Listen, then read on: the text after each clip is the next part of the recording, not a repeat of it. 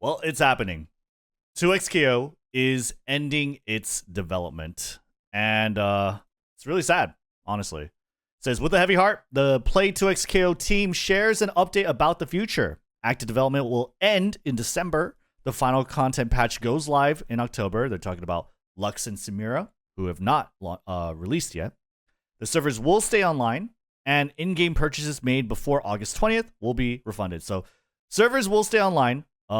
They haven't said like when they will turn it off. You could read more about it in the article that they linked. So you can always play 2XKO.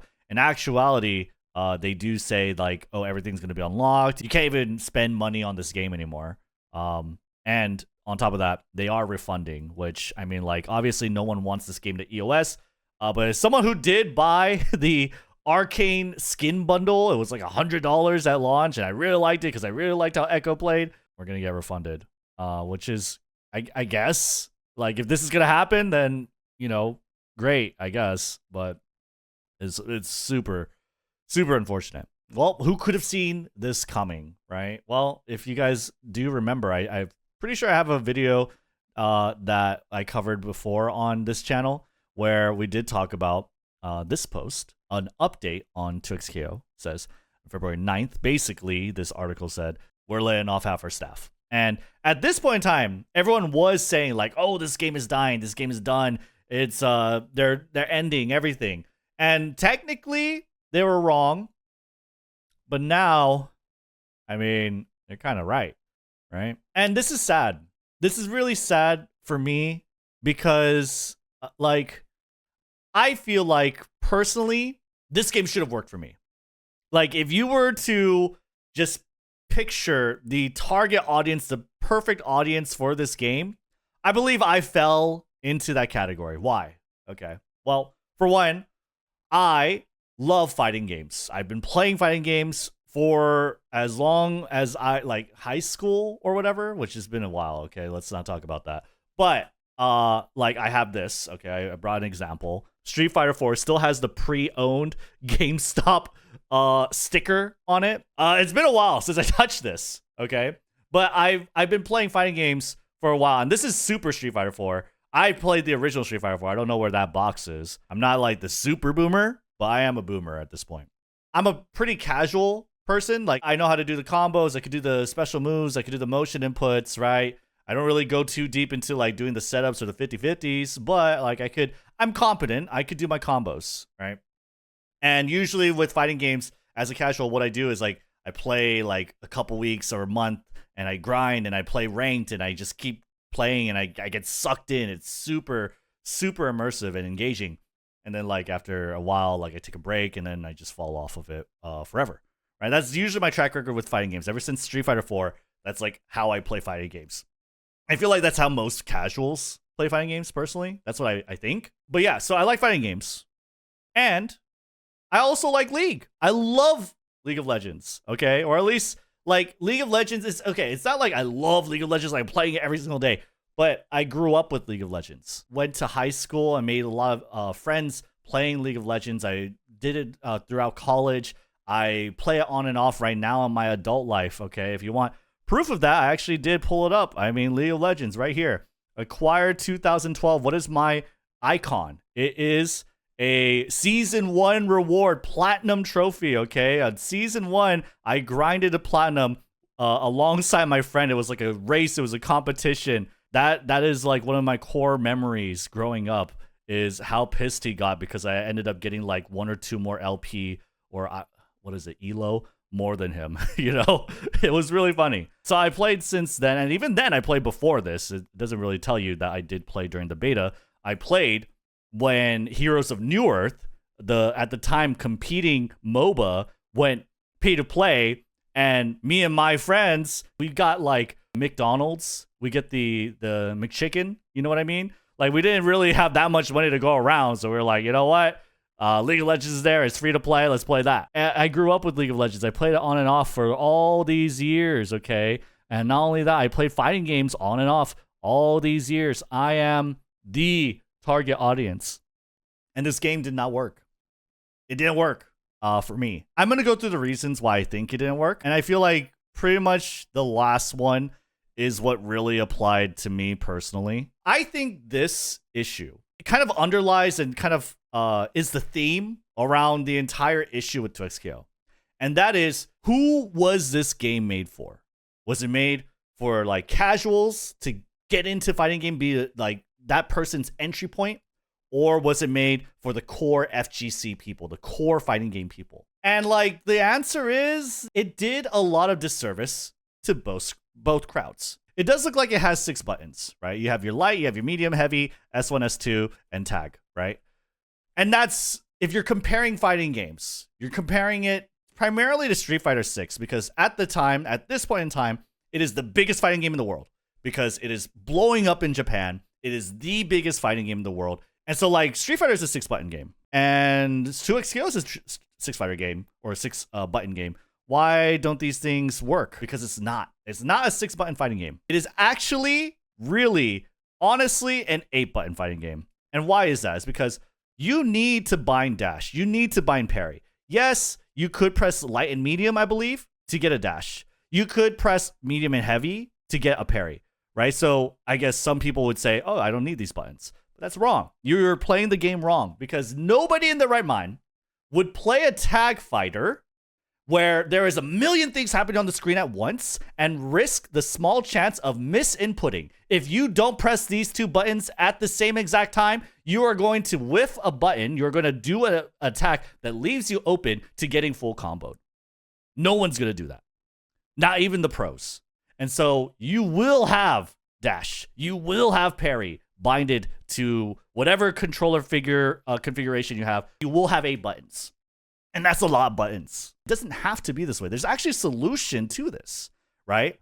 Instead of having a button dedicated for special 1 and a button dedicated for special 2, instead of having these dedicated buttons, why don't we have motion inputs? Why don't we go back to how it is in Street Fighter, and not just go back, but just have an option.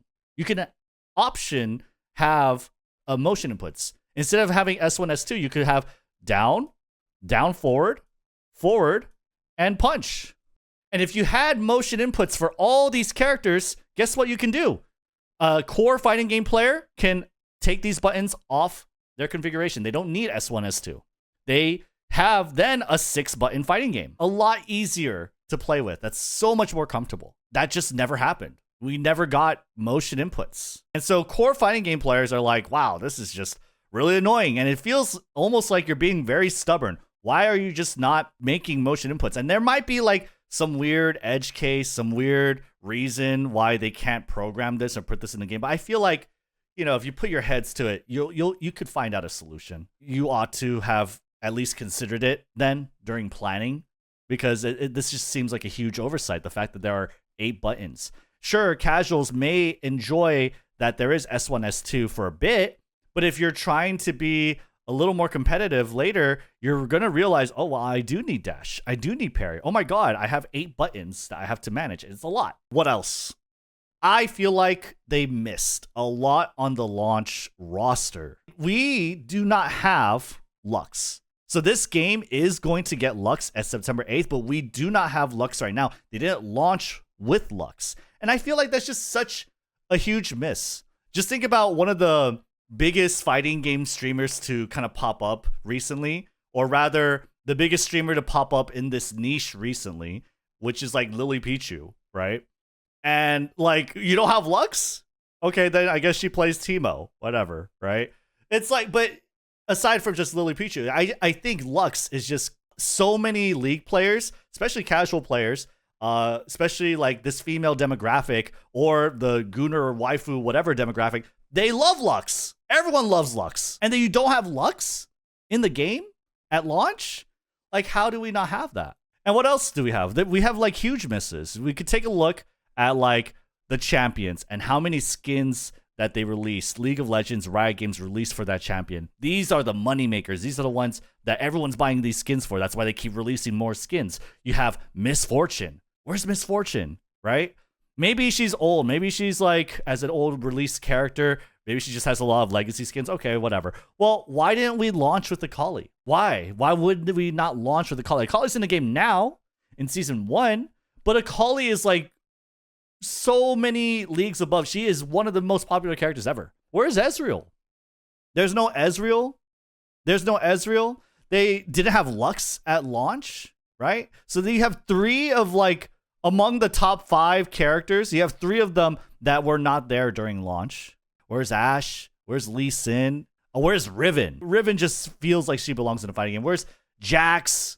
Jax would have been amazing as a fighting game character. Where's Katarina? I think this game could have done so well with a bigger roster because that's what sells fighting games is roster and characters. You also have like a core fundamental issue kind of baked into this. Because not only did they not release some of the biggest characters in the game, the most popular characters in the game, this is a tag fighter.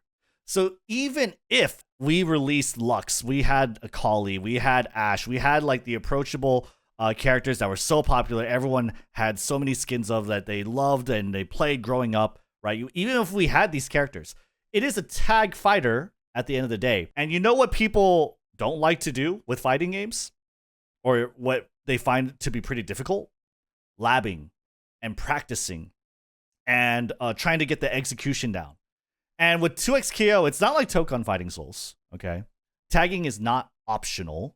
Even like with Tokon, it is kind of optional. You don't have to tag at all. You have 1 life bar, 1 character you control, 3 assists. You're good to go for like up until Vibranium tier or, I don't know, Challenger tier, whatever. But 2xKO, you do. You absolutely have to tag. You absolutely have to be tag and be competent with 2 characters because if 1 character dies, you gotta play the next one. And so you have 2 life bars. You have 2 characters to manage. You have 2 characters you need to be competent with. And with a limited roster, what are the 2 characters that you like? Are there 2 characters that anyone is strong? Like, I love these 2 characters. This is me. This is my identity. This is what I love, right? I feel like there's not that many. I mean, like, there's a lot of Arcane characters. So I guess fans of Arcane who probably don't really play fighting games that much. And that's tough in a game like League of Legends, which has such a huge roster. Everyone has so many different varying interests, and there's the combination that they love probably isn't here. And what's crazy is that this game wasn't a tag fighter initially. At the very early stages of like its development that we've seen, it's actually was a single like fighter game. It was a single fighter game. In fact, they had Katarina coded into this version of the game, and then they scrapped her because she didn't work in this tag fighter setting. I honestly don't really like the art style here. I think the 2xKO art style did nail it, personally. But like, as much as I do appreciate that 2xKO became a tag fighter, I like tag fighters. Tag fighters are fun. They're great. They're amazing. I can also acknowledge and understand that most people don't want to learn a tag fighter. Most people don't want to learn 2 characters for another. Fighting games are all about just finding that one character that you like the gameplay of, that you like the design of, the visual design, and then just going hard with that. And like a lot of fighting games just live and die off not enough people finding that one character that hits these 2 marks. And then you have 2xKO where you have to find 2 characters that does that. Okay, and I do want to mention, like, yes, you can play 1 character and you can queue with a buddy or you can queue with a random and be a duo, a 2-man duo, right? Absolutely you can. I think actually that's one of the most novel, the most exciting, the coolest thing about 2xKO is that you can play with a buddy. The problem is it's really hard to find a consistent duo, not just for like 2xKO, but for almost anything. Like, it's really tough. But for 2xKO specifically, it is tough because when are players having fun in a 2-man duo? It is when 2 players are relatively equal skill level. Okay, it is. Because it's not going to be genuinely fun for both people. One, to carry your other friend, right? Like, sure, it'll be fun maybe the first few times or whatever, and you could be super patient, whatever, that's fine, right?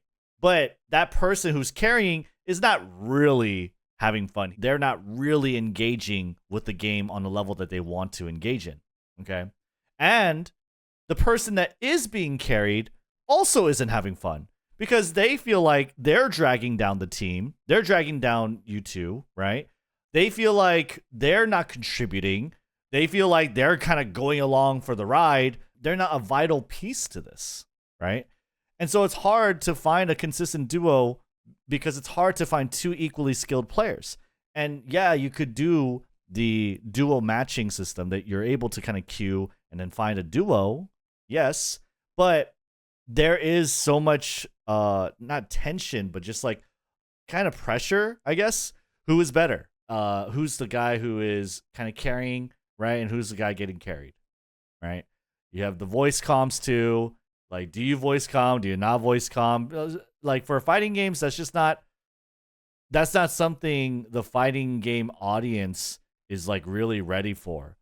Fighting games is a very, I feel like for most people, for most casuals, is a very solitary existence. It's a very solo sort of experience because it's only you at that point in time that you know 100% certain is willing to put the time in to get to the level where you want to be. And it's always you competing against yourself and trying to be better and better than your old self, right? That's what fighting games is all about, I think. And so like the duo aspect of it, such a great concept, so fun, so cool, but it's hard. And the last reason that I want to highlight is that there are just way too many competing interests right now. There is 2XKO right here with 8,100 ratings, 3.68 stars. This game was released on January 20th.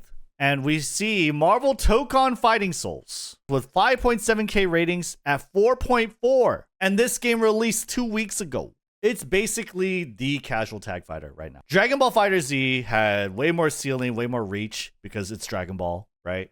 But Marvel Tokon Fighting Souls is basically a lesser version of Dragon Ball FighterZ. It is the casual tag fighter that everyone who's interested in tag fighter vaguely wants to play, who's also can be brought in with the IP, wants to play.